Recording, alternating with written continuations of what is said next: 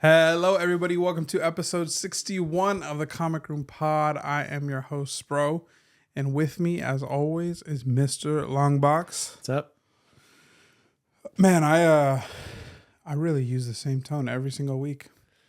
Well, consistency is hard to achieve, and look at you. It's true. The people, maybe it's comfort to the people's ears. Yeah, you sound like home. Yeah, exactly. Every Monday morning or Tuesday morning. What's up, guys? Welcome in. Appreciate you guys watching, listening. Just want to say thank you. The analytics for the podcast have been really good the last couple months. The viewership has been awesome. And that's, all you guys. We just kind of. Yeah. Otherwise, if it's not for you guys, we're just in a room chatting, which was sort of the genesis of this whole thing to begin with. We were in a room chatting, and we decided, well, let's put some cameras up and see if anybody else wants to join the conversation.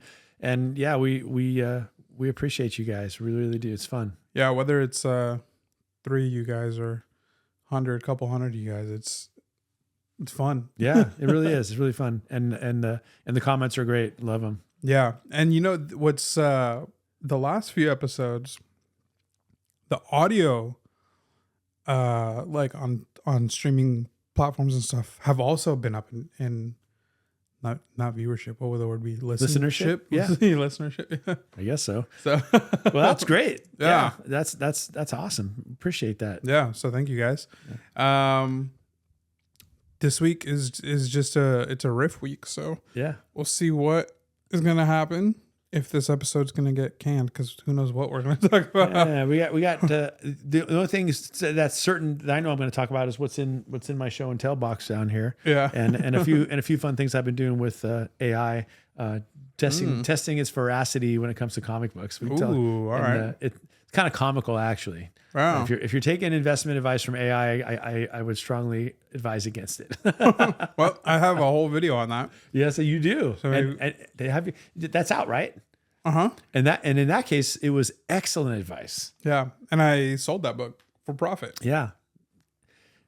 That was a good book too. So yeah, it was a good book. That's one of my favorite books. It was Green Lantern 76. Right? Yeah, that was a good one. I do miss that book, but I got to see it last month when I went to go visit my friend, because I sold it to him. So we hope the assuming it's still going on, the government shutdown's not hitting you so hard that it's affecting your comic book budget. Yeah. I wondered about that, but what's fun about this podcast or maybe even just our hobby in general is like a lot of junk goes on in the world, but we can always just kind of come back together, and this is like a refuge, right? It's just, for sure, we talk about comics, and it's just our space. Yeah. And it's cool. Yeah, definitely. So thank you guys. Make sure you're subscribed to the channel if you have not already. If you like this episode, give this video a thumbs up. Lets us know that you guys want to keep seeing more. You can follow us on Instagram. I'm at Spros_comics. He is at Mr. Period Longbox. I do claim sales on my Instagram, usually every Wednesday. I might even, you guys won't see this by then. I might do one tomorrow. I have soft plans to do one tomorrow, but a different style. Intriguing. So if you were there, then you know what I'm talking about, or maybe I just didn't do it. So I don't know. I don't even know. And what's notable is that today you are not at the live sale. You talked about it. Oh, right. And you and I know the reason you and I chatted. But it's not, you opted not to do it this weekend, but it's not like you won't do it. Yeah. It's just, the timing wasn't there. I wanted to join you and I couldn't. Yeah. So basically the logistics just got mixed up due to poor communication, I would say. So it just ended up what I was originally supposed to do just ended up kind of not being available, and then the next step up was what I was kind of being offered as far as booth size, and that was just something the difference between a 10x5 booth and a 10x10 booth is pretty significant. It's the difference of walking up to a booth and there being a wall of books behind somebody, and then like a table in front with like, you know, however many boxes on it, to having a complete walk-in booth with 3 walls. Yeah. And so I had been prepping for the 10x5, and that ended up not being available as like we thought it would be. So try to move me up, and I maybe could have done it. I don't think I wouldn't have been able to do it well. Yeah. And he called me and said, "Hey, do you want to do it with me?" And, you know, under normal circumstances, in any circumstances, yes, I want to. Couldn't do it, but it would have been a great opportunity. You guys have heard me complain that I'm running out of room. I have too many, too many books that aren't keys. And what do I do? And they're not easy to sell. They're not really claim sale material like a lot of, but they'd be perfect for something like that where I could. And this is one of those things where you just sort of have to bite the bullet at a certain point where you say, all right, I spec'd on something, it didn't work out. I read it, I didn't love it, or I don't, for whatever reason, I'm done with it, I'm ready to move on with it. I spent $5 on it, whatever. I'll take 2. Yeah. And move it on. Yeah. And live with the results. And that's where I was planning to land. And that would not have taken me much time to price, because it's just a matter of yes or no. Is this going in that box or not? Right. But then when you get into, well, how do I offset the cost of going to this thing? Then you think, well, I at least have to have some other books there. And I just didn't think I had the time to do it. But I definitely want to do that, because just practically speaking, I need some room. But it's more than practical. You guys know, what about comic book collecting is practical anyway? Like, it's not practical. But what I really would like, though, is just to have, for lack of a better term, some roster turnover. Like, I'm ready to say, all right, I collected this long run of Star Wars, or long run of ROM, or whatever I have, and I'm sick of looking at them. Like, I would like to sell them to someone who really wants to take that and fill the whole thing out, and take that money and go get something else. Yeah. Even if I wind up having the same amount of comics, just I want to refresh. Yeah. So that's kind of like what I might end up doing. Well, what you're talking about as far as like the Star Wars. Mm-hmm. So my idea for tomorrow is like maybe just setting up like in my office, and because I prepped boxes of runs, like so like I have a box of Amazing Spider-Man that goes from like issue 70 to like 203. Yeah. Then I have a box of Daredevil that goes from issue 5 to like 100 and something, like 25 cent, somewhere around there.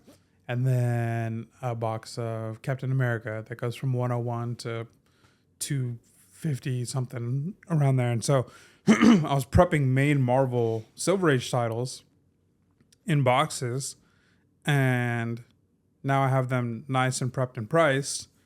And I don't want to do like a claim sale. I mean, I could do a claim sale like normal, like just, pick a bunch of books. But I kind of want to test and see, like, all right, today I'm just bringing a box of Amazing Spider-Man, and I'm not gonna put them on the wall. I'm just gonna like sit almost like Whatnot style, where I'm behind the camera, and I'm just putting a book up, and I'm like, this is 7.0, $20, and then just go, and everybody knows the next book up is the next book in the run. Yeah, that I have. Yeah.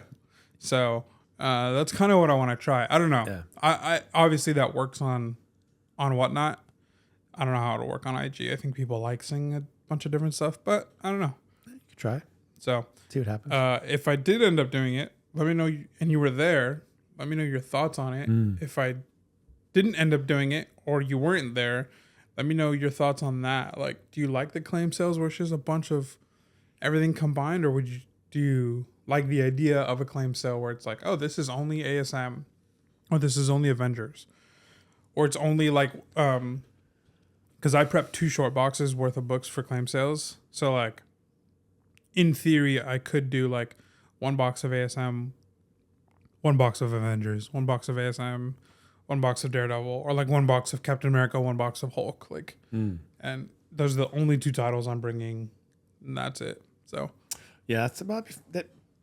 Yeah, I'm curious to see how it goes. Because I guess you're either in it or you're not. Yeah, you can tune in and go, I'm not looking for Spider-Man, and then you just move on. Yeah. But if well, I would start with Spider-Man, because everybody buys Spider-Man. Yeah. So even I do sometimes. So Yeah, that was a long side track off of you can follow us on Instagram. Yeah. Told you we don't know where this is headed today. We better get into show and tell, so at least we give some structure to this thing. We want me to start? Yeah, sure. All Go for it. So I've been kind of wondering what it is I want to try to pivot into and collect and all that stuff. And one of the things that I've always admired but never really pursued is the Dave Stevens books. And so I got a Dave Stevens book, a handful of them recently, and so but only one is my true show and tell. But I just have these are the only two that I had currently at the time in my possession. One is this is not a Dave Stevens cover, Star Slayer issue 2, but that's the first Rocketeer. But what people don't know is, well, maybe they do, but you don't often see it when it's for sale, is that the back is a Dave Stevens back cover, and it's have Rocketeer. So if this were the actual cover, if this were the cover of this book, I think the first appearance of Rocketeer would be worth a lot more. Yeah. But this is the cover, and it doesn't really say Rocketeer, does it? Yeah. Not even a little bit. Right. But that one does, and that's really cool. So that's my first, Dave Stevens anything, right? And then the second one, and I only have a couple of these, is the next issue of Rocketeer. Again, not on the cover. And then the back cover is more like sorry, I'm showing it to Joshua, but I'm not showing it to anybody. There's the front cover, but the back cover is a Dave Stevens. It's a little less cover-esque than Star Slayer 2, but it is still a Dave Stevens. So that's all I had. And then, you guys remember, it was probably 2 years ago, Dave Stevens, man, you just could not, if you wanted one in a claim sale, you were fighting 5 other people for the same book. Yeah, it was crazy. And the prices were really high, and they've come back down. So I thought, well, would not be a time. So when we went to that sale that last week, you and I, the live sale, I picked up a couple there. The first one was this iconic Alien Worlds issue number 2. You guys all know this one. Yeah, that's a good one. It's one of the. It's hard to know what's the iconic, and I still don't know what's the iconic Dave Stevens cover. Like if you had to pick one, or maybe it's really like 1 or 2 or 3, but I feel like this is one of them. Yeah, that's one that comes to mind. Yeah, I see this one a lot. So I really like this. Really sharp, nice cover. It's not like near mint condition, but it's probably like a fine, very fine. So that's fine. So that's good. And then this is the other one that I bought, and I've always admired this cover, is Johnny Quest. Dave Stevens. I bought this from the same vendor. That's a cool one. And then this one I got from you. And I this cover is beautiful. This is Rocketeer 1. Yeah. And I mean, that's just iconic Dave Stevens, 1930s pulp-esque, Yeah. It's beautiful. We often, when you think of Dave Stevens, you think of the way he draws a female figure, and that's kind of what he's known for. But that's beautiful. Yeah. Like I think this may be my favorite one. Oh, nice. And some Ditko. Yeah, Ditko on the bottom, Stevens on the top. Which, I mean, does it get better than that? Really? Yeah. It's pretty awesome. So there's that. But so all that's set up for my actual show and tell, which will be a head scratcher when you first see it, because it's a very inexpensive book, as in like $5, and it's Who's Who of the DC Universe, issue number 85. Newsy though. Yeah. Oh, hey, yeah, newsy. So that's why I paid $5 for it instead of 3. But there's nothing, if you've seen these Who's Who's, it's kind of cool. It's just they just do little bios of characters, and they give you little write-ups on them and stuff like that. But what's special about this one? I got to open it up to the right page. Let me get my glasses. This deserves glasses. What's funny is I think almost all the Who's Who from a collection that I got last year. Yeah. And I haven't even taken them out of the original bag that I bought them in. I just keep throwing them around. They keep getting tossed under. When I find better stuff, they just they're getting beat up in my because they're not worth much. Yeah, they're not. They're not at all. When you texted me this, I was like, oh, I didn't know this. Now I gotta pull it up. Yeah, it's cool. I mean, it's just like for example, Captain Carrot. It's a little picture of Captain Carrot, then some biography, who the artists are, and all that kind of stuff. And Captain Cold, Captain Fear, Captain Comet, a lot of captains, Captain Marvel. It's like the is this their version of Guide to the Marvel Universe? Yeah. Yeah. I mean, you want to talk about offbeat. Are you serious? Captain Nazi? Help me understand that one. Yeah. I mean, he must be a villain, right? You got to be a villain. You better be a villain. But anyway, the reason this spoke to me is, to my knowledge, this is the only time that Dave Stevens ever drew Catwoman. Now, if I'm mistaken, let me know, but I can't find it anywhere. And there she is. I'll show you. Wow. And there is Catwoman by Dave Stevens. Classic Dave Stevens. Yeah. And you would have thought, given Dave Stevens' reputation and what he liked to do, that somebody would have just contracted him to do a full 2-year, 24 issues of Catwoman, right? Or Catwoman covers or something, right? But there aren't any. If you want to see a Dave Stevens rendition of Catwoman, you have to get this book. This is it. And I have searched and I can't find any examples anywhere else. I asked AI, and AI gave me wrong information, which I knew, because I'm like, no, I have that book, and that's not Dave Stevens. And there's actually another page where they do another Catwoman. I don't know why. I'm not sure. Maybe it's Golden Age. I don't really know why, but it's not Dave Stevens. And you can see the difference. Like, who is it? Art by Brent Anderson. And I don't know. I'm not. I can't draw my way out of a paper bag, so I'm not going to be throwing shade on anybody who can draw and who has been paid to draw. So whatever. You know? But there's really, more out of praise for Dave Stevens. There just isn't any comparison between the two. Yeah. The two art styles. So how did you discover this? It was. I actually Googled it. I'm like, because I was curious. Dave Stevens Catwoman. Did he ever? And this came up, and so I went on eBay, and there's a ton of them for sale. Because, like you said, they printed a lot of these, but it's cool. It gives personal data, alter ego, Selena, Kyle, Wayne, occupation, retired criminal. It talks about her history, her powers, and I have heard that somebody took this art and colored it all the way in, and like used a computer and did like a pretend like Detective Comics cover. And I did a lot of research on it, kind of did a deep dive, and people were saying, yeah, they should have taken this and made it one of the variant covers for Tech 1000. And I'm like, yeah, I hope they someday do make this a cover, because I would buy it. You got to write in a fan letter. I will. I'm going to do that. Yeah. A letter to the editor, and then maybe you'll show up in the back of the book. I mean, his style is perfect for Catwoman. But anyway, so as you guys know, I'm an admirer of that character, and I like to see how the different artists and the different renditions on her. And there's just one Dave Stevens. Yeah, right. And that's it. So there's my show and tell. I'm not showing and telling it because it's valuable monetary wise, but it's just an interesting. It's interesting an interesting piece of comic book history. Bless you. Thank you. Sorry, everybody. Yeah, that's a cool find. Yeah. Really got to be looking for that to know about it. So if you know, you know. If you know, you know. And now you all know, because I just found out. So one quick question though. When I bought it, my intent was to just take a razor and just take that thing out and frame it. Because it's, if I put it in a bag and tuck it away, but we've talked about this. I have a very hard time mangling any comic book. Well, or do I just buy another one? I have a copy for you, so I promise I wasn't hinting at that. I promise.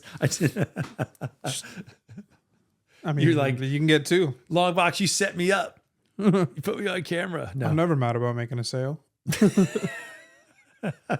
I mean, oh, nice! It's right in the it's right at the centerfold. The centerfold. Well, it's probably intentional.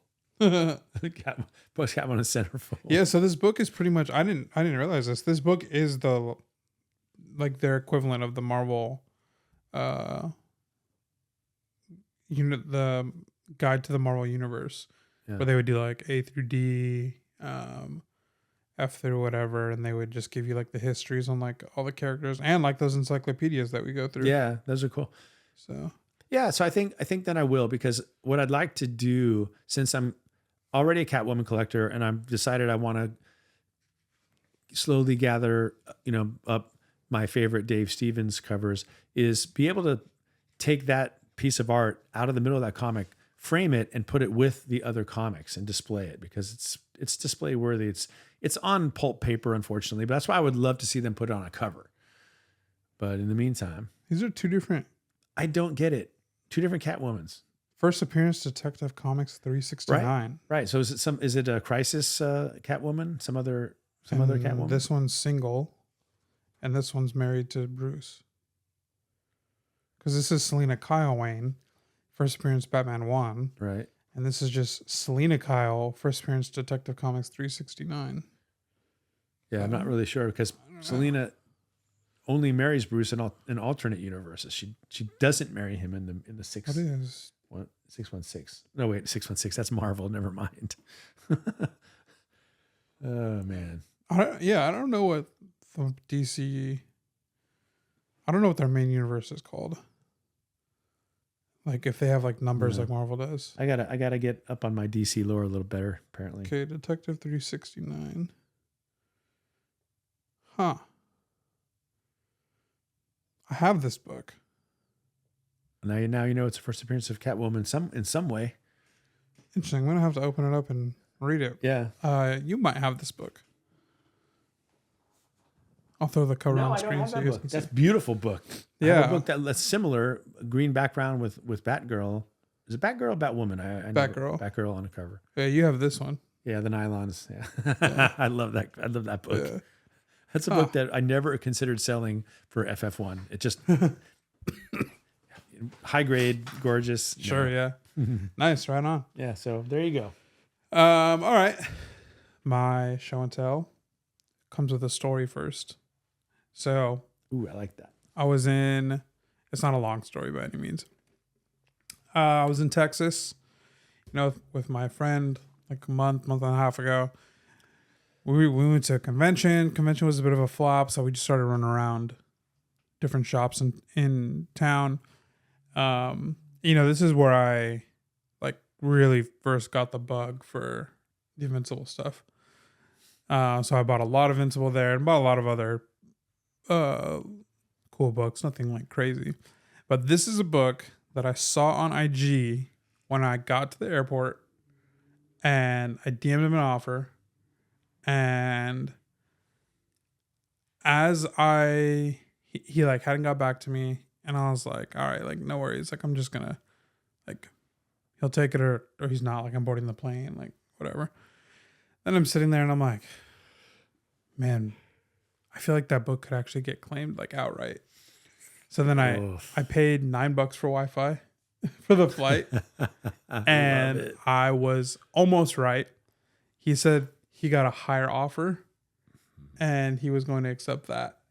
And so I was like, do I still have time to snipe? And he was like, yeah, just go comment.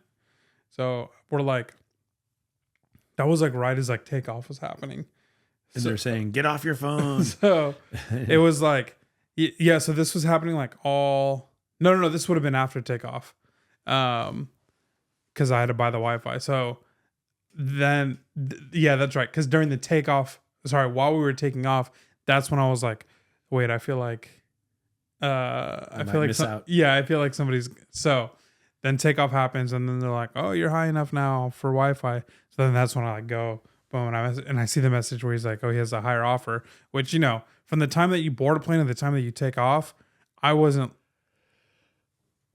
kind of like had already put my phone onto airplane mode and I just had music going. So I wasn't really thinking. You're ready to zone out. Yeah. And then by the time the plane starts moving, then I'm like, oh shoot, like I'm going to like miss out on this. Like this is, I feel like somebody's going to put an offer. So it's like, 10 minutes from the time the plane actually starts to take off to the like, all right, we're at a high enough altitude. You can get Wi-Fi now. So then I got the Wi-Fi, boom, talked, whatever. So then I commented and then I sniped it. And it is a classic Invincible cover. Ooh. The first cover appearance of Lint.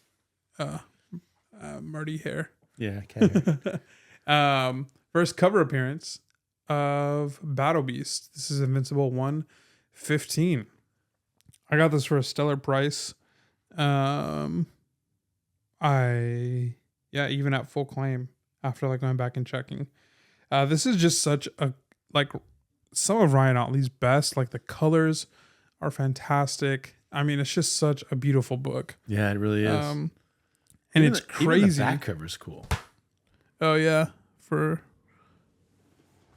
another ad for another book. But it's just crazy because, man, Battle Beast makes his first appearance like issue 15, and he doesn't make a cover appearance until 100 issues later. I think it's. Let me double check. I know it's like really early. That has Kirby feels to me. Oh, You know? really? Yeah, because it's really bombastic. It's jumping out. It's motion captured in a still. And Kirby was really good at that. And the way the lines on the green and then his braids are backward, like back behind him, and the rocks are breaking going forward. It feels like a Kirby Captain America cover or something. Like that. That's gorgeous. Yeah, it is a really. That's a great book. So Battle Beast's first appearance is Invincible 19, and that came out in 2004. And this is Invincible 115. This came out in 2014. So it took 10 years for him to make him on his a cover. First cover appearance. Yeah. They were hating on him. And now he's like, he's almost like, not in power or, he kind of has the same effect as like Venom does in his, like who Venom is to Spider-Man. Like he's just like such a cool villain that he has his own run. Like they just did 6 issues and it was so successful that they were like, okay, we're going to do more than 6 issues, but we need 6 months to like storyboard and like put more together. So he's just kind of like, he's just gotten so popular and he's so beloved by the fans that he also can kind of exist. Like people are like, what is he doing? Wow. So he's on their minds whether he's in the books or not. Yeah. Like he's in the universe of the readers. Yeah. So he's like Venom in that sense where he's just like such a popular character that like, the readers just like want to be in the know with him. So is Invincible 19 significantly higher than the books around it? Yeah. Yeah. It's one of those pretty expensive ones. It's a big key. Yeah. But what about this one? Is this one? Yeah. This one is also compared to like the ones around it. This is, yeah. I mean, I also bought a raw copy. I found one on Shortboxed and I sold it because it was like super cheap. But like a raw copy of this book near mint is like a $200 book. Oh, wow. Yeah. You're becoming an Invincible expert. Yeah. Like you've made a study of it at this point. Yeah. You know all the books. Yeah. It's weird how this stuff just sticks in our brains. I know it. I know. I use comic book issues, significant issues from my memory to help me remember numbers out in the wild. Like if somebody's address is 158 something or that, I just attach it to Daredevil 158 and then I'll never forget it. It's just like that for me. I do those things. Yeah. It's like I can't get around it. Because those numbers, I don't have a brain for numbers. Like they get jumbled up in my head, but I don't forget issue numbers. And because, yeah, how many times have I stared and stared and stared at Daredevil 158? That's etched in my brain and will never go away. So I remember, and I would remember when I had a paper route, I would remember what addresses I was supposed to send the papers to, because I would attach them to comic books, and I knew that if I had a comic book attached to it, to throw the paper to them. I don't do that all the time, but sometimes I think I do that on the back end, where like if I see I don't do it to remember, but it will remind me. It's like if there's an address that's 158, then I'll be like, oh, Daredevil 158. Or like if I just see the number 52 in the wild, I'm like, oh, first appearance of Black Panther. Yeah. No, if somebody gives me a number, and the number is like 52 or 48, that's locked in. You're never forgetting it. First Silver Surfer, good, we're good. I got it. Or I'll remember people's phone numbers that way. If the last 4 digits, if I can separate it into 2 numbers, 4852. Yeah, that would be amazing. I need that number. I should have done that. Yeah. When I got, you can ask for your own phone number. Yeah. If I ever get around to it, because I want to change my area code. Yeah. Because I never did when we moved to this town. I want to do that, and when I finally if and when I finally do it, that's what I'm going to look for. Yeah. I'm going to look for. I'll say, look, I don't care what the prefix is. I don't care. I want 4852 or something like that. Yeah. Like that would work. 4849, but 4852 would be perfect. Yeah, that would be cool. Or 4952 would work too. Yeah. Anyway, I saw a Daredevil 158 VG condition in a Facebook group for $30. How come you didn't? What you don't have it?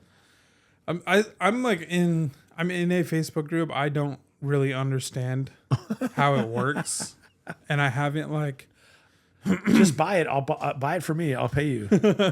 I don't know. There's like 40,000 or like 20,000 people in the group, and people make a post selling their books, and there's just hundreds of comments. So you kind of got to be early. But I mean, my buddy has gotten some crazy steals on there. I haven't seen anything. I mean, I don't really open Facebook much, but I haven't seen anything. When I do see stuff, I haven't seen anything oh, that's a must get. I need that. Well, according to Grok, because I asked, Grok said that Daredevil 158 isn't a bad book to own, but for it to really start to move up, since it's not a key, the character-based key, that there'd have to be something unique would have to happen specific to that issue for it to be a better investment than, say, Daredevil 131 or Daredevil 168, those first appearances. And I'm like, yeah, okay. But I would tie it to that iconic Frank Miller thing, so that was Grok advice that I thought was pretty good. Yeah. Can I tell you one that was really bad? Yeah. Because I said, all right, kind of the game you played. I just said, what would be what do you consider to be the best investment book from I just went through the decades, and from 1960, Grok said X-Men 1, fine, but when Grok went through the reasons why, one of the reasons was, and I quote, the first appearance of Angel, this, that, and Mr. Professor X, blah, blah, blah. And of course, everyone's favorite feral Canadian is what Grok said. And I went, I said, are you sure? Are you talking about Wolverines? I'm pretty sure that's they came out in Hulk about 20 years, 15 years later or whatever. And then Grok accepted the correction. Yeah. Man, that, but shopper, investor, advice getter, beware. That's a pretty big miss for AI, right? Oh yeah, I've had AI mess stuff exactly like that up all the time. Crazy. Yeah, and I'm just like, you're wrong. And for the 70s, the answer was Giant Size X-Men 1, and the reason was because it was the first time all those guys got together. That's true, but it's also the first appearance of Nightcrawler and Storm and Colossus and second full appearance of Wolverine. Are we going to not talk about that? Yeah, it was wild, man. But she also, I say she because that's the voice, said it was that I get a high grade copy for, get this, $400. I'm like, where are you looking? Wherever you're doing your shopping, I want to shop there. Yeah. I had a Giant Size X-Men 1 a couple weeks ago. And I don't remember if I said it or if I talked about it. I've never had a book that I've gotten more DMs and questions about before a show than the Giant Size X-Men 1. Like, And yeah, that's right. You did. And I just got to say this because you won't say it about yourself, but what you did was honorable because you had put it up as a promo, yeah, kind of the main promo of the books that you were going to sell that right. day. Come into the show. Yeah. And you had a price in mind that you were going to put it up for based on your research, as you always price by research. Yeah. And before, in the day before the claim sale, I know because you told me that you got at least one offer that was above what your price was going to be just to list it, and you chose not to sell it because you didn't feel it was right, because you presented GSX1 as a reason to come to the claim sale. Yeah. And you didn't think it would have been fair to everybody, to all people who come and faithfully patron your claim sales, for that book to be sold to someone just because they DM'd you and made an offer. Nothing wrong with them doing that. Yeah. But the honorable thing was to say, hey, if you want to come to the claim sale. Yeah. And then you sold it for the price you offered, which was less than that guy offered. Yeah. So that's what I'm saying. Honor is revealed by when you're willing to, like, when you can make. It's easy to be honorable when there's nothing at stake, but it cost you money to be honorable. Yeah. And you were. And so I just want to say that because I know Yeah. you won't say it. Oh, by thank yourself. you. Yeah, I appreciate that. Yeah, it was. I mean, it was tempting for sure. Well, of course. I mean, if it wasn't, Yeah. then it doesn't take any honor not to cave to the temptation. Absolutely, it was. Yeah, but the book sold instantly. Yeah. And so that was nice. Because I assumed that was gonna happen just by the sheer amount of people that were DMing me. Like it was like I've had a Hulk 181 before, and I thought that would have been the book that was like most plugged, that kind of got me the most DMs. Like, hey, what's condition? Can I see pictures? But Giant Size X-Men 1 by a mile. Like, hey, what's the condition? Hey, what's your asking price? Hey, do you have pictures? Just so many questions. Yeah. Like, it was insane. It never happened before. And so I remember that claim sale because I got there late to help, and it was already gone. yeah, I got there about half an hour late, and it was gone, gone. And I was there for another hour or so that it was still going on, and people were still checking in and asking about it. yeah, Hey, is that GSX1 still available? No, we sold it, unfortunately, or sorry, it's gone. You know, and so it was kind of like whoever typed it first got it. yeah, The way you sometimes do with a $3 book. Yeah. Only it was a 4-figure book. yeah. Whew. I mean, I knew the book was popular. I didn't realize it was that popular. I would think that it's Hulk 181, but not, that wasn't your experience. No. So what do you attribute that to? Is it the I think because they're both plentiful. Yeah.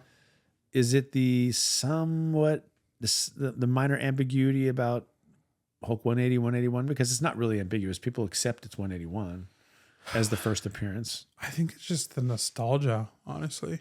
Mm. I think people. So I'm right on the like border of millennial Gen Z. Yeah. I'm either like the last millennial or the first Gen Z. Like some, I don't know what you would call them, but data analysts. They cut it differently. Yeah. But I would say like true millennials, like, you know, like kids who were people who were like kids in the 90s, you know, like conscientious during the 90s. Yeah. Like, I mean, They were 13 years old in the 90s. yeah. So that grew up with the X-Men animated show. I feel like that's a lot of and grew up with X-Men 1, like Jim Lee, and like reading like, like that stuff. I feel like and like a lot of friends, like a lot of our IG friends, like massive X-Men fans. And they're all kind of like in that same age range, like mid 30s to 40s, and just love X-Men. And I think that's because they were around when they were kids, when Jim Lee was publishing 9 million, or when Marvel was publishing whatever the number is for the insane amount of X-Men ones. Right. And they were kids when the X-Men animated show was happening. It's interesting because we, as collectors, it's very easy to write off all those books because they're just not on our radar. Yeah. Because why would they be? Right. But as readers who are kids, those are awesome books. Yeah. Like the art was incredible. The covers were just dense with color, and it was that 90s style where it would just kind of exploded off the cover. You know, it Jim Lee and Liefeld, and like they were Art Adams. They were in there, and it was a really hyper stylized. Those are great books. We just don't think about them because it's hard to find collectible books in that room, but doesn't take anything away from how much fun it must have been to be a kid, walk in and go, "Oh, cool! Look at this." I always want to say refractor because I'm thinking it's cards, but look at this foil book, or look at this book that has like, remember that book that Mon sent me that had like a little gem in it. Like I mean, just they were doing crazy stuff. Yeah, that must have been so cool to be a kid and bring something like that home, just sparkly book, you know? Yeah. So yeah, the nostalgia is gotta be pretty serious. Yeah, I mean, it's pretty. I'm actually kind of like now seeing like the different ages, I guess, of collectors. So like the millennials, there's a lot of X-Men, and then like just older than them, like later 40s to like 60s. That's a lot of the ASM. Yeah. And I mean, that's when ASM was crazy hot, like comics wise, but there was also the 80s animated show. Right. So what is Gen X then? I'm Gen X. What are we? I mean, do I just take myself as the thing and say it's like Miller's Daredevil and or what? Or am I some kind of weird anomaly? And Claremont Byrne X-Men? Yeah. Well, I mean, I feel like even the Byrne, Claremont, all that stuff still falls like the millennials. They go, they reach back and they and they claim it just because it's all. So Gen X is probably a lot of the Bronze Age stuff, though. Yeah. I mean, I still think like that's still ASM because a lot of customers that I have that are just younger than you or around your age or slightly older, like those are the ones who all like the ASM. You're just an anomaly. That's what I thought. That's what I feared. That's always been that way. Mr. Contrary. But I mean, those are the guys that also like they buy a lot of FF from me. They buy a lot of like silver. And yeah, my more millennial customers, they'll buy silver, but bronze is definitely and then the younger generation, like my age and even younger, is kind of like anything Marvel, but it's also a lot of DC. Invincible. The people that buy Invincible for me are younger, and just more modern books. So modern, Invincible, and DC, like kind of anything DC really. So I did ask Grok about Invincible because that was, I didn't get Invincible for modern. Modern was. I'll have to look it up. I can't remember all of a sudden, but it wasn't Invincible. Whatever it was a pretty good suggestion. But I said, well, what about Invincible 1? And the answer I got was that was probably had the highest ceiling of them all because because of the low print run on it and because of how insanely popular it is. But they said it's probably a 20-year hold. Like a long buy and hold if you really want to maximize it because it could be that level. You know? Also said you could find a high grade raw copy for a couple $100 too.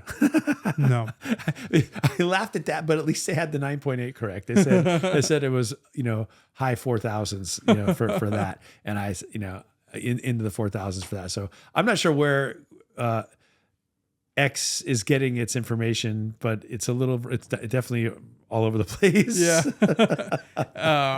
So last week I had some, since we're talking about Invincible 1, there were some comments on the video about my raw Invincible 1 and where I should send it.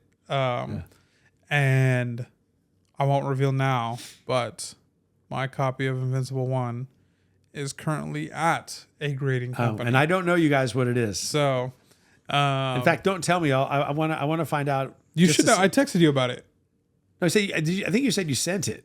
I don't think you told me where. Oh, yeah, maybe. But I have a strong suspicion as to where it's going though. But I might be wrong. So it's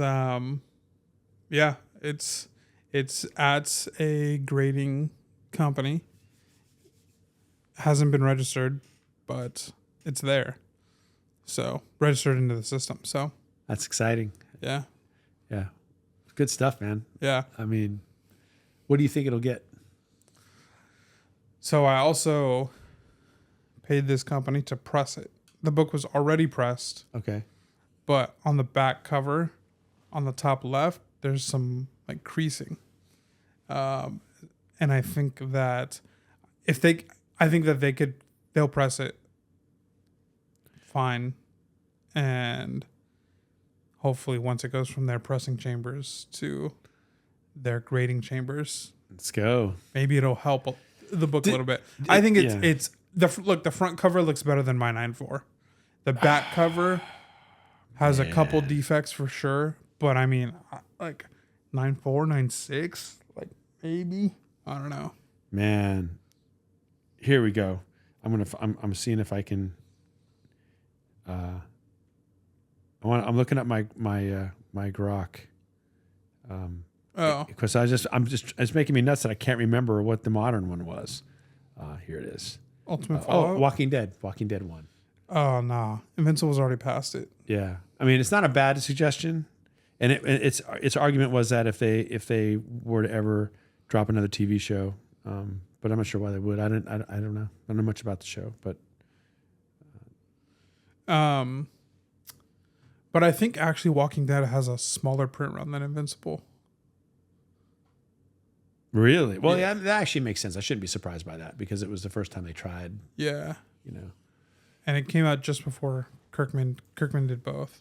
So, Kirkman, man, let's be honest. You have Invincible 1 twice. Yeah, I'm retiring now. I mean, it's kind of the 1 too, isn't it? Shouldn't you also get a Walking Dead 1? Don't you want to like put them side by side? It's his. Those are his. What's the right word for it exactly? Those are his calling cards. Those two. Yeah. Nah. But you like the TV show. I've never seen the TV show. Oh. I've seen the pilot, and that's it. Okay. Yeah. I haven't watched it. I'm not like a big zombie. I mean, The Last of Us. Like I love The Last of Us video game, not the show. Even then, that's not like a. I don't know. I guess Walking Dead is probably more than zombies, but I feel like that's all I ever really hear about it. Like Last of Us is just such a good story. I mean, Walking Dead. My dad and my sister loved Walking Dead. Like they used to watch it together. Like every week when the episodes would come out, and that's fun. Like that was their thing, and I was never into it for whatever reason. But yeah, I don't know. It's just never really been my thing. So I got Punisher's in it though.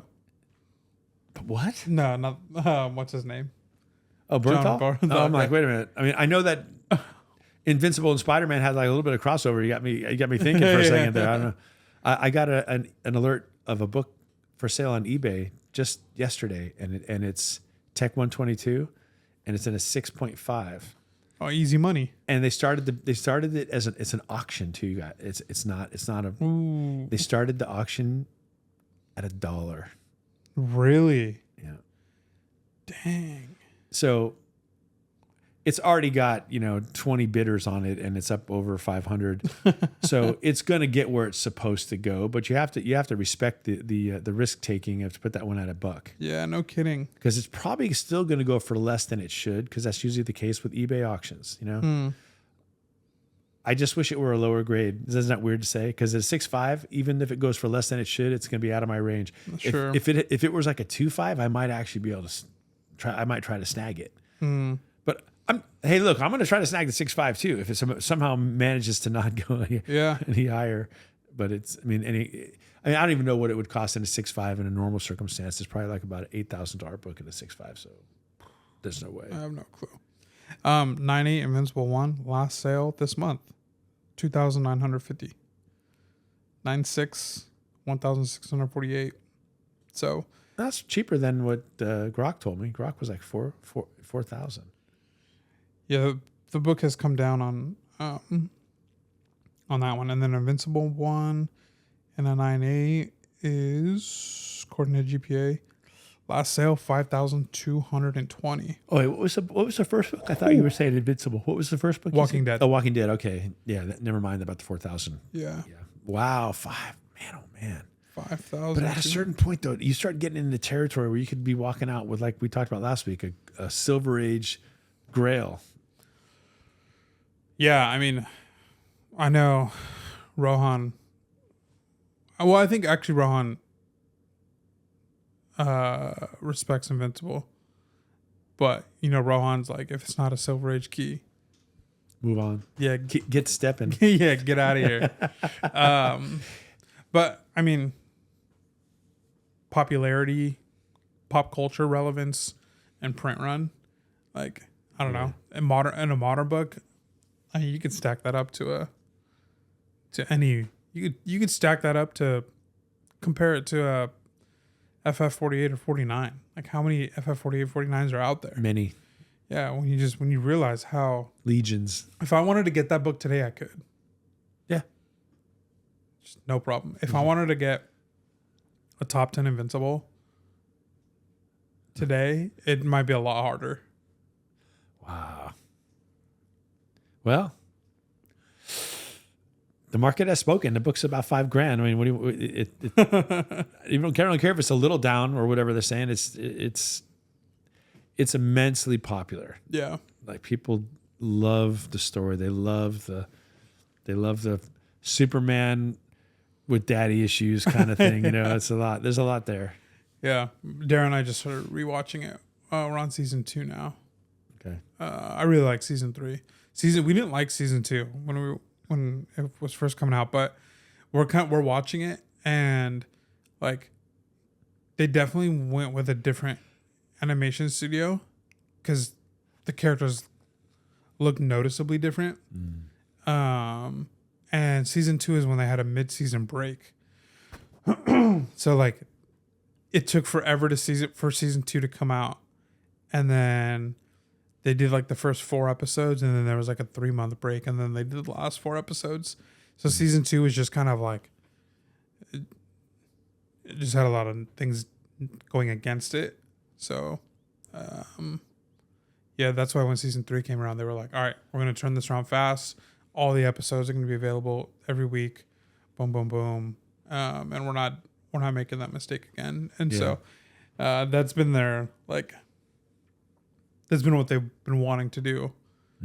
So season 4 comes out in March, and I think that's a year after season 3 came out. So I think now they're aiming for like, we'll do yearly. Nice. No more mid-season breaks. And they're going to run it all the way through the whole run, right? That's the idea. Yep. So how many seasons do you think that will take? I think Kirkman said it would be between 7 and 8 seasons. So I'm really interested to see what an Invincible movie would be like. I feel like it's inevitable. Live action. Yeah. But Dara, she was like, I don't want to see live action Invincible. Really? She was like, this is who they are. This is peak. She's like, it's not going to get better than this. Than like the animated show. She's like, it's just not. And I'm like, yeah, like it'll be tough, and like, who knows if it'll be any good. But I mean, I'll be there opening night if there ever is a live action movie. I meant to bring that book home from my office, the art of the Invincible TV show. I'm going to my office later today, so I'll pick it up and bring it back because I know you'll like looking at it. It's pretty cool. Yeah, like describes how the decisions they made and how the artists and the mood they were going for, the landscapes, all of it. Yeah. So it's a big book, man. I bought it at our LCS. It was one of those on clearance. Oh yeah. I got it for really cheap. That's cool. I love a good deal, even if I don't open the book for 2 years. Just like getting a good deal. Yeah.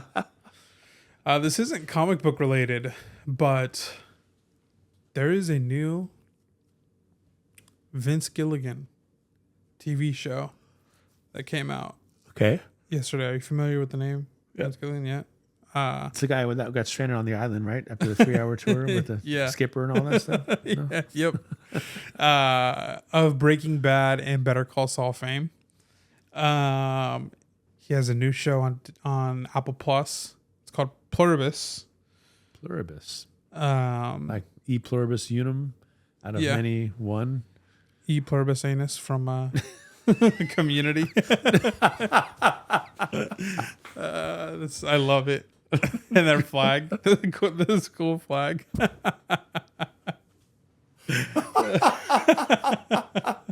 It's so wrong. Man, it's so Great comedy. I love that bit, man. It's so good. And the flag and just how Dean just didn't see it. Oh my gosh, it's so funny. But that was the first thing that came to my mind when I heard about this show. But yes. How are we going to get back on track now? We're lost. We're hopeless now. So okay, so what's it about? I can't even I don't even want to say because I feel like I didn't know what it was about, like based on the trailers. Okay. And the pilot episode, Darren and I watched last night. The first 2 episodes are out. Genuinely might be one of the most insane pilot episodes of television I've ever watched. Wow. It is. Is it a comedy? No. Oh man. It's sci-fi. Ooh. Yeah. All right. I'm in. So Vince Gilligan cooks again. Let's go. And the lead actress she was in Better Call Saul, which you haven't seen. No. Rhea Seahorn. She's a phenomenal actress. And by episode 2, so episode 1, you just get a lot of like foundation, like what, just world context and kind of laying down everything. And you definitely start to form some opinions in episode 1. And then episode 2, you're just immediately faced with like the moral dilemma of everything. It's Apple TV original. Yeah. Okay. So I don't know if you guys have watched it. Any of you listening or watching. If you have, no spoilers in the comments, but let me know what you thought about those first 2 episodes, because I thought they were both incredible. I'll check it out. I like almost everything sci-fi that Apple TV has done. Yeah. Yeah, I really like Severance. Yeah. I love the Foundation series. I love For All Mankind. So it's so innovative and cool and fun. I did not like Invasion. I don't know if you saw that one or not, but it was they're on the 2nd season. I just haven't watched it because I had to do my Stevie Wonder. I can't put my finger on exactly what it is, but the cheesy meter is on for me with that one. At least with the first season, and it wasn't as deep. I don't know. I can't, like I said, I'm really not sure why. I just didn't really like that show. And I don't know if there's anything else I've watched on Apple. I might be missing one on the sci-fi side, but I'll definitely give this one a try. So it would be more like a little bit more like Severance sci-fi. Yeah, I like it. Like creepy. Okay. Yeah. I like that. Well, speaking of that, I gave the 4th season of Witcher a try. I think it's on Netflix, I think. I lose track of which one I'm opening anymore, but I think that's where it is. But it's the without Henry Cavill. Right. And the guy that's taking his place, I think he does a fine job. He's actually trying to channel Henry Cavill. Like he's trying to play that Geralt that way. And I watched the first episode and a half, and then I just turned it off. Really? I just didn't. And I'm not saying I can't even put my finger on exactly what it was. I just wasn't interested in it. So maybe just the fact that even though this guy's doing a good job, he's just not Cavill makes it all not work for me. Or there's a reason Cavill left the show. He's left the show because they were departing from the story of the Polish writer. Right. And maybe that's what it is. I don't like where the story's going, and I can't really I can't put my finger on it because I haven't read the books, but it's not as good because they've departed. Whatever it is, I may go back and maybe try to pay better attention but I'm curious if any of you guys have watched the first 3 seasons of Witcher and have tried 4, if you found it to be less satisfying, because I did. I'm seeing very like people you're either on one side of the fence or the other. Like some people who I'm seeing this stuff on Twitter where that they like actually liked like Henry Cavill, and they're like, this is way better. Like I've seen people say like you can feel that it's less tense. Like you can feel that there's no tension between like the production and the actors. Interesting. And I have really praised Liam Hemsworth for his performance. And I've seen some people say like, I didn't think it was going to happen, but Liam Hemsworth is better. So I've seen that camp. Yeah. And then I've seen a lot of the other camp where they're like, nah, this is trash. Like, interesting. I definitely would not put it on Hemsworth. He was fine. Like, I didn't have any problems with, and the truth is, for the first few times that he was on screen, I was like, it's not Cavill, right? Like I know that's not Cavill. Isn't it not Cavill? Like he was really like trying to be that, like, and it was very believable. Like they did a good job, and he did a good job. So that wasn't it for me. It wasn't that, but, and maybe I was just distracted too. This could be that, you know. I mean, it wasn't like I thought the first 3 seasons were the greatest TV ever either.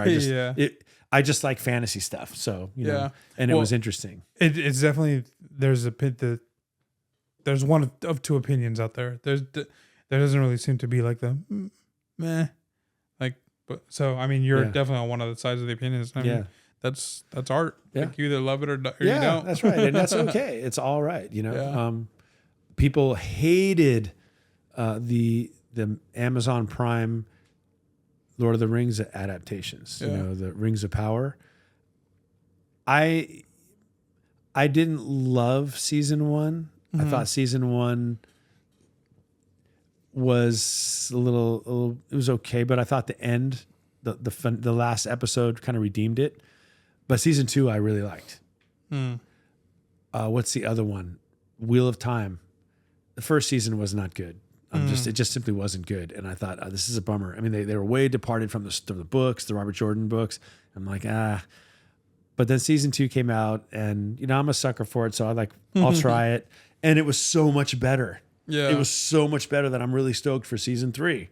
And I'm looking forward to season 3 for Rings of Power too. Like, is it the Peter Jackson stuff? No, of course it's not. That stuff is classic. Yeah. But it's still good. I mean, anyway. I wonder if they'll ever remake Lord of the Rings. I think they will. I hope not. Well, I should say I hope not in my lifetime, because I hope to be around for a while. But I mean, you know, probably every generation they'll try again, you know. But it's just hard because it's hard to remake a classic. Yeah. And especially today's day and age, people will just outright hate it before it even comes out, just because it's not the one it's not there. Right. Yeah. You see that a lot in the whole Star Wars franchise too. You know? And it's tough because, I mean, like the prequels, people hated those when they came out, but they've aged incredibly well. I know it, right?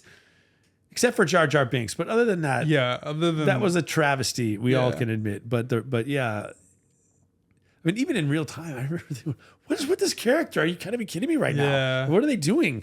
Yeah. Where was the script supervisor? It was definitely probably an appeal to kids and to toys, and they thought they were wrong, but yeah.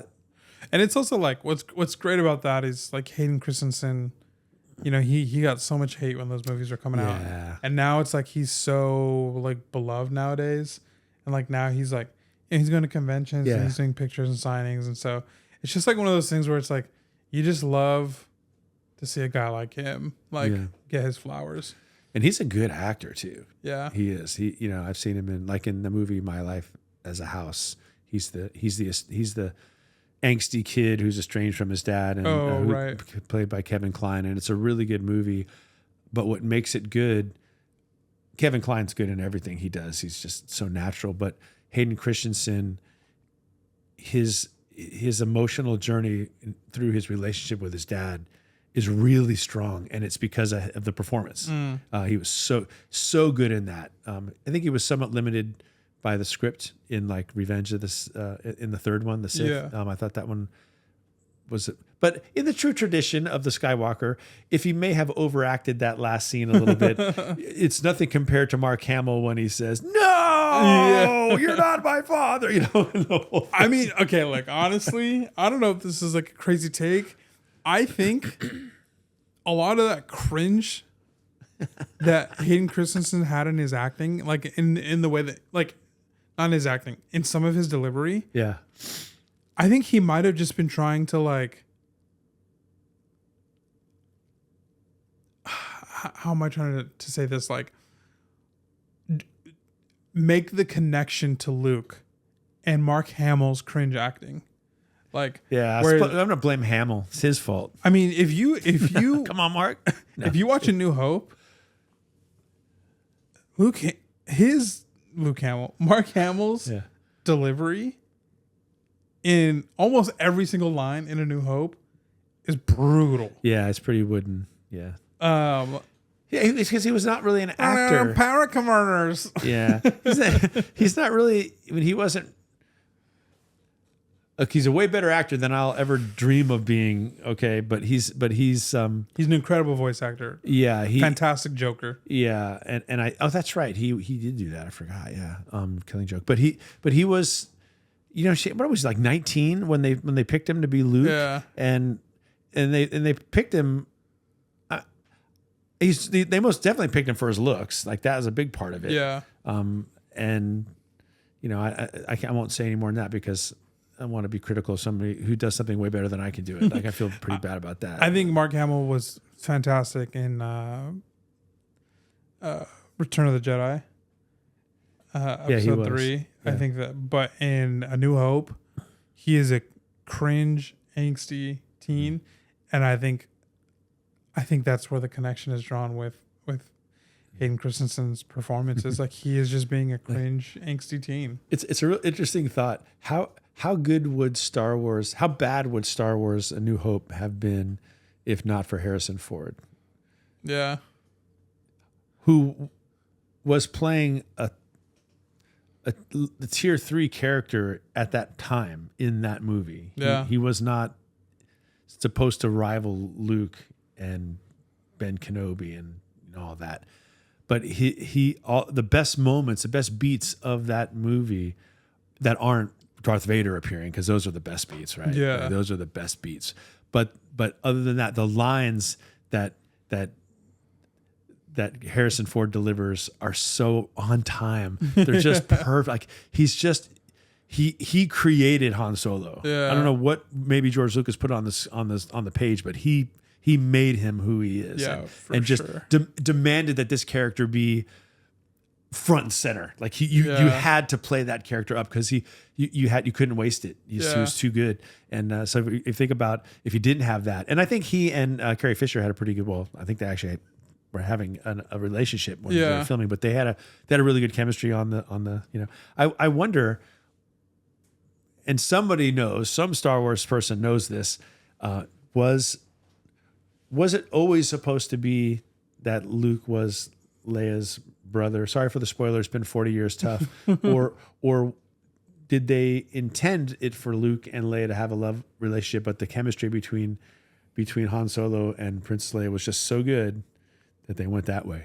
I don't know, because Luke and Leia kissed, so. That's what I'm saying. Yeah. That's what I'm saying. And Luke certainly didn't. I mean, Mark Hamill certainly didn't know it because they fed him the line, "I'm your father," without him knowing. Right. They hid that from him, so his reaction was really improv in the moment. It was shock. Yeah. So I think it's fair, and I think that information might actually be available. I'm just not as much of a Star Wars head as like some people that have done 25 different deep dives. You know, and can tell me everything that's wrong with the Acolyte, but which I haven't yet watched either. But anyway. Yeah. Also talking about Hayden Christensen like finally getting his flowers. The actor for Jar Jar Binks gets a lot of he like goes to a lot of these shows too, and he does like the Star Wars Day celebration.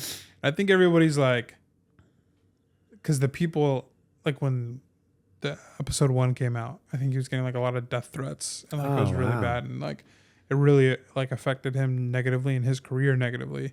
And so nowadays, like I think people are like, hey, bro, like, we love you. Like, That's good. you're good. Like, I mean, it's certainly that death threats for real. Come on, Yeah. you guys. I mean, it's a movie, it's entertainment. Let's not conflate it with life and death here. well, did you see the? I feel like this should be a bigger story than it is. This is kind of like a hard pivot, but kind of on the same topic. There's a NFL kicker. He, like, in a post game interview, was like, ever since sports betting has become what it's become, I've never had people tell me so much that they're gonna take me out, talk about my family, like, just real dark stuff. And he's like, oh, sports betting has done all that. And I feel like that should be headlining news in the sports world. Yeah, but don't hold your breath, because the people who would make the news headlines are the very ones that make money from the in betting. the pockets, yeah. ESPN bet. Yeah. That's really scary. Yeah. Because, okay, so he missed a field goal, Yeah. and so you're mad at him because you messed up your spread or whatever. But there's just as many people who won because he missed a field goal, but they're never going to reach out to him and say, thanks, bro, for missing the field Right. goal.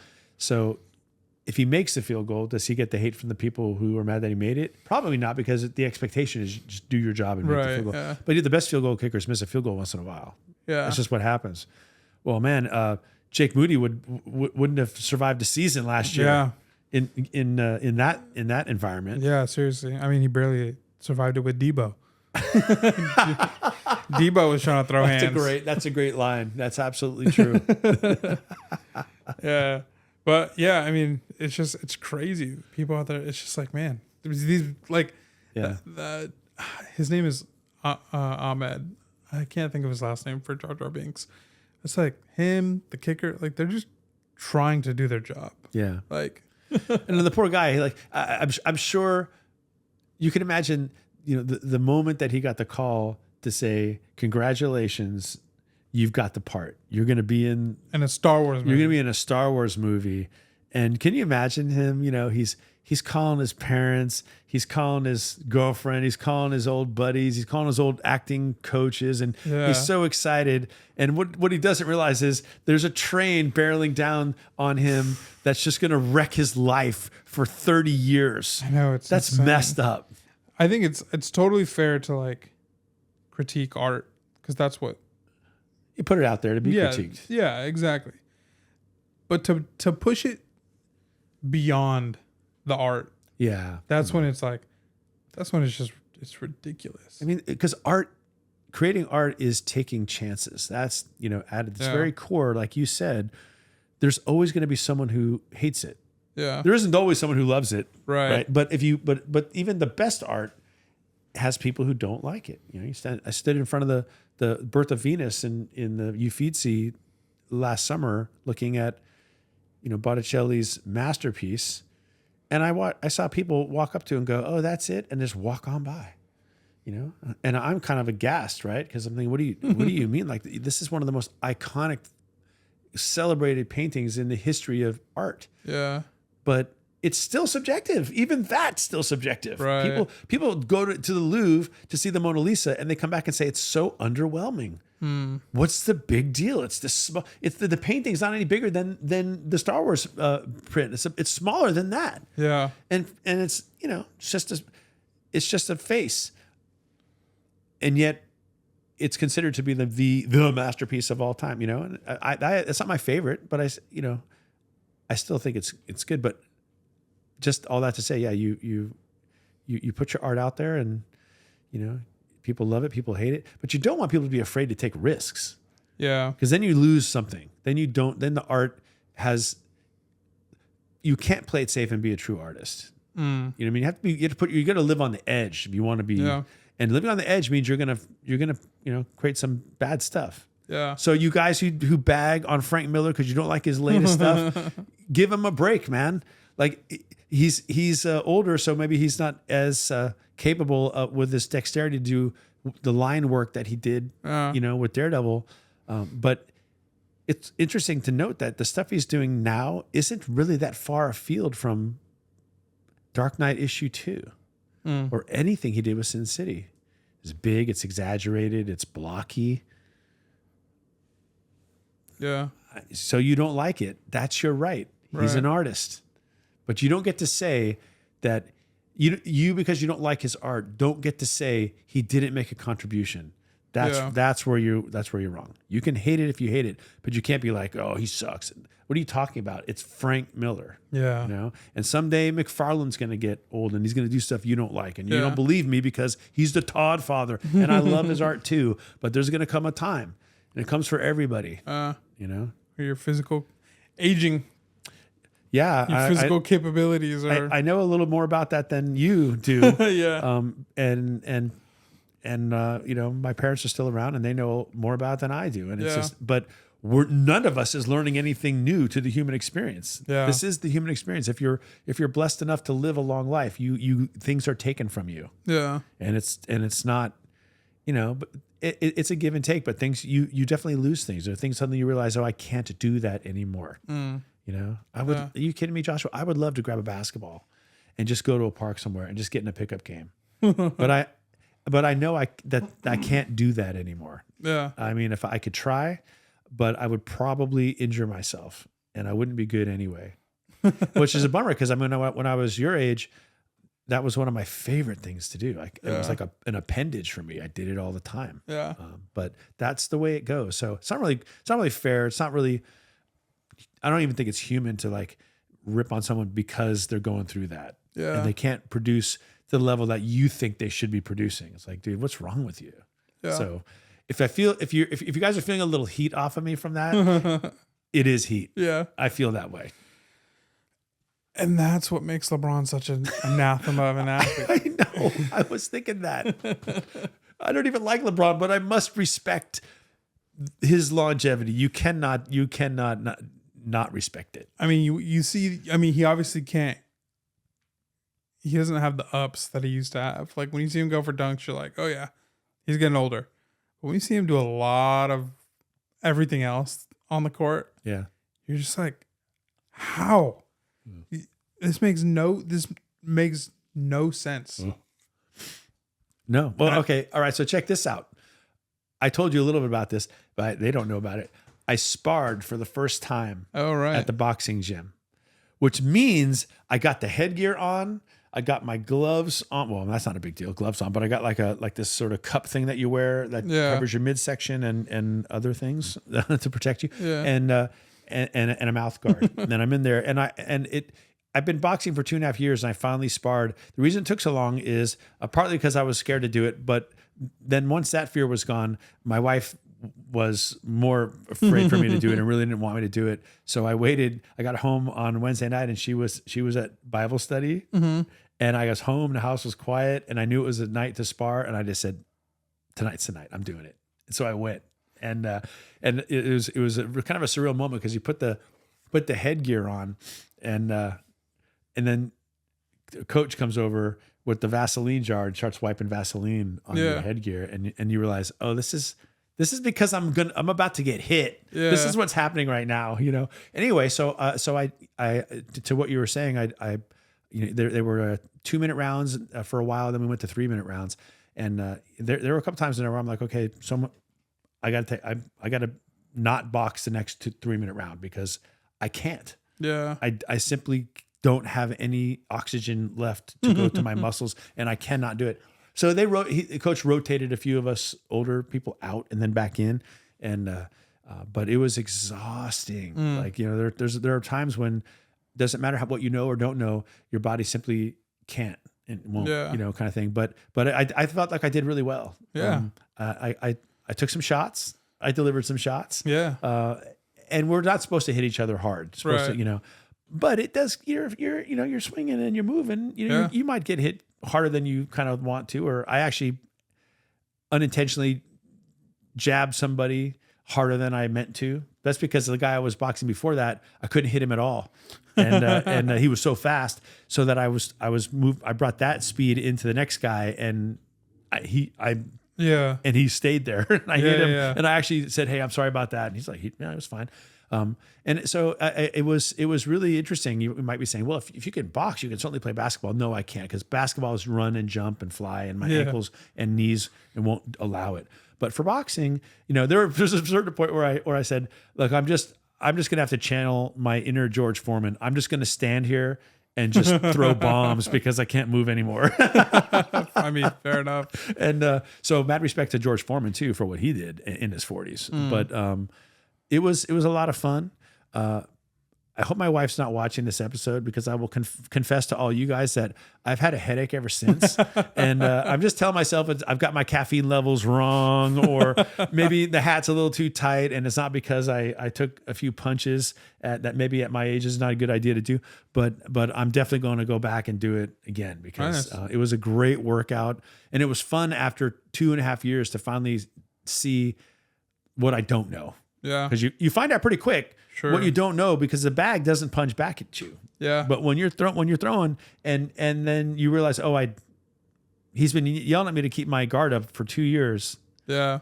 I don't need him to tell me anymore, because there's nothing more convincing than a right cross that you didn't see coming. Yeah. I almost got my mouthpiece knocked out. Really? Yeah. Someone got me, and it was hard enough to, I caught it with my teeth. It was like, oh wow. So I was able to put it back in. I'm like, let's go. Come on. Pop, pop. Man, I miss boxing. I haven't been able to get back in. Yeah. Well, we're still there. He's the one who got me into it. So yeah, I had to take a break because I hurt my back. Yeah, that's right. It was injury. I got replaced. Now there's no space for me anymore. No, there's definitely space. We moved to a new spot.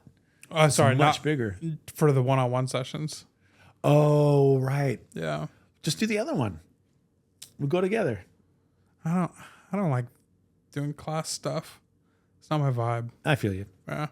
Yeah. Also, I meant to say LeBron's an enigma, not an anathema. I was like, when I said anathema, I was like, that doesn't feel right. Yeah. I was like, what word was I pulling for? He's not accursed. Yeah, I was like, well, some people think he is. He's an my enigma. dad is one of them. He's an enigma. Yeah, he's an enigma. To do what he does in a sport where you're literally running nonstop as long as you're on the court. Yeah.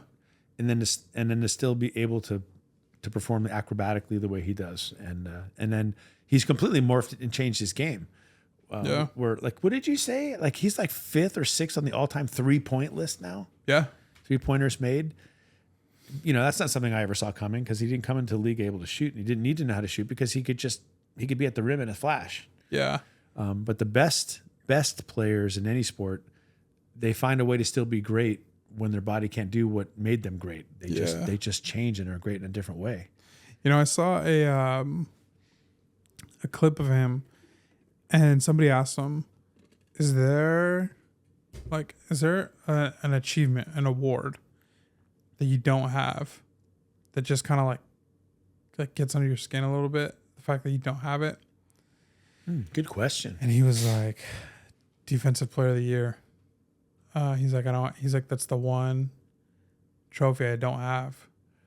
And he said, the year I got second for defensive player, he's like, it didn't make sense to me. He's like, because the guy who won it didn't even make first team all defense. Yeah, that doesn't make sense. It was Marc Gasol. Marc Gasol? Yeah. That's like the only way he wins Defensive Player of the Year is if you're just basing it on fantasy stats, because he would give you 3 blocks a game in his youth. Yeah. But he's nowhere near anywhere near the defender that LeBron was. Yeah. So he won it over. He said LeBron said that was the only time that was pretty much like his best chance. Yeah. At getting it. And yeah, he said he didn't name drop him. He didn't name drop Marc Gasol, but like in the clip that I was watching, the person was like interlaying like footage of like LeBron's defense, and then when he said he didn't even make first all team, then they started putting in Marc Gasol clips. I wonder, who does Laker Nation love more, LeBron or Gasol? I have to be Powell, not Mark. Right, Powell. Sorry, right. We did have Mark for like a year or two, though. okay, then let me retract because when you said Marc Gasol, my mind went to Pau Gasol. Yeah. Yeah, I can't. Even less with Marc Gasol. Actually, Yeah. He would just clog the middle. He's big,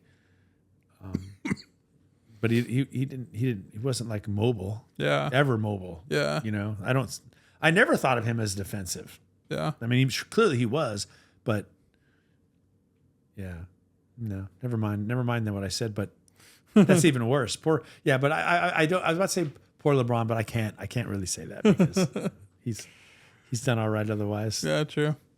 All right. Well, thanks everybody for watching and listening. The last half hour was not comics related. It was kind of all over the place, but it was fun. Yeah, it was fun. Enjoyed it. Appreciate you guys for watching. Links to where you can find us, Instagram, whatnot, all that stuff down below. If you enjoy this, give it a like. Share it with a friend that you might think also enjoy it. We appreciate you guys so much for watching and listening. Definitely. And we will catch you guys next week. Yeah. Take it easy. Peace.